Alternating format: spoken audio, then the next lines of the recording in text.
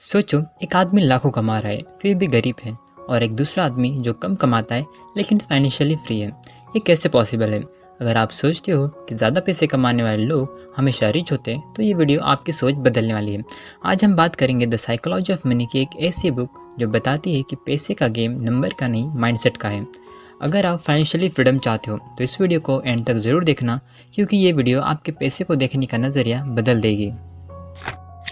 एक बार की बात है, रोनाल्ड रीड नाम का एक आदमी अमेरिका में एक छोटी सी नौकरी करता था।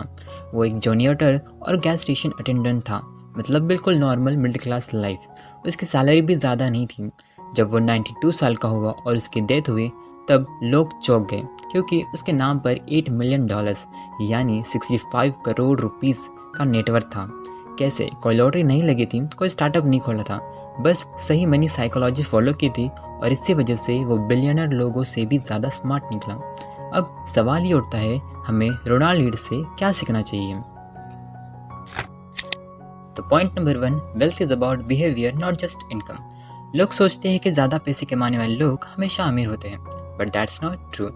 एक और एग्जाम्पल लो, माइक टायसन, वो दुनिया का सबसे बड़ा बॉक्सर था। एक टाइम पे उसके पास 400 मिलियन यानी 3000 करोड़ से भी ज़्यादा का वेल्थ था, बट फिर भी वो बैंकक्रप्ट हो गया। और दूसरी तरफ रोनाल्ड रीड एक जूनियर था जिसके पास $8 मिलियन थे।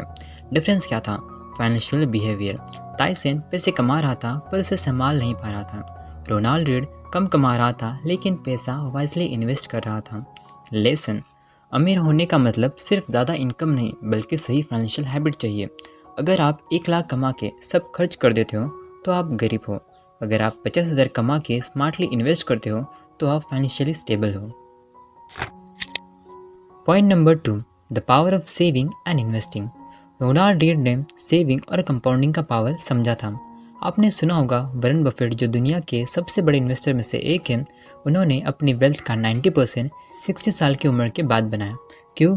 क्योंकि उन्होंने पेशेंस रखा और कंपाउंडिंग का वेट किया। चलो एक सिंपल कैलकुलेशन देखते हैं। अगर आप 5000 हर महीने इन्वेस्ट करते हो और 12% रिटर्न मिलता है तो 30 साल में आपके 18 लाख से 5 करोड़ तक बन सकते हैं। सही सुना आपने, 18 लाख से 5 करोड़। इसे कहते हैं कंपाउंडिंग का मैजिक। लेसन, जितना जल्दी आप सेव और इन्वेस्ट करना स्टार्ट करोगे उतना ज़्यादा पैसा आपके लिए काम करेगा। कंपाउंडिंग को समझो, 500 भी हर महीने इन्वेस्ट करना स्टार्ट कर दो, 10 साल में बड़ा अमाउंट बन सकता है। Point number 3, luck versus risk. Don't copy others blindly.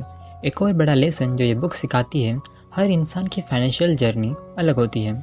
लोग अक्सर दूसरों को देख के डिसीजन ले लेते हैं, जैसे क्रिप्टो में पैसा डाल दिया, बिना सोचे स्टॉक मार्केट में घुस गए, या बिना प्लान के बिजनेस स्टार्ट कर दिया, और फिर जब लॉस होता है तो समझ नहीं आता क्या गलती हुई।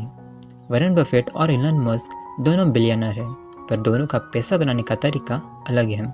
आपको अपना तरीका ढूंढना होगा। लेसन, दूसरों की स्ट्रैटेजीज ब्लाइंडली कॉपी मत करो। लक और रिस्क दोनों हमेशा साथ चलते हैं। Point number 4, when is enough. Enough, लोग कभी सेटिस्फाई नहीं होते। जितना भी पैसा कमाओ और ज़्यादा चाहिए होता है। आपने सुना होगा 2008 के फाइनेंशियल क्राइसिस के वक्त लेमन ब्रदर्स बैंक कोलैप्स हो गया। उनके पास ऑलरेडी बिलियंस ऑफ डॉलर थे, पर ग्रीड की वजह से वो रिस्की इन्वेस्टमेंट करते गए और सब कुछ खत्म हो गया। मॉरल ऑफ द स्टोरी, अमीर होने का असली मतलब होता है फ्रीडम, ना कि इन्फिनाइट पैसा। लेसन, पैसा कमाओ मगर ग्रीडी मत बनो। इनफ का कॉन्सेप्ट समझो, जितना ज़रूरी है उतना अर्न करो और लाइफ एंजॉय करो। Point number 5, the need for patience. जल्दी नहीं, टाइम के साथ। ज़िंदगी में सब कुछ जल्दी चाहिए, है ना? हम सब चाहते हैं कि सब कुछ तुरंत हो जाए, सक्सेस, पैसा, फेम, सब। लेकिन ये जो इम्पेशेंस है ये हमारे लिए हार्मफुल हो सकता है। ऑथर कहते हैं कि पेशेंस यानी सब्र काफ़ी ज़रूरी है।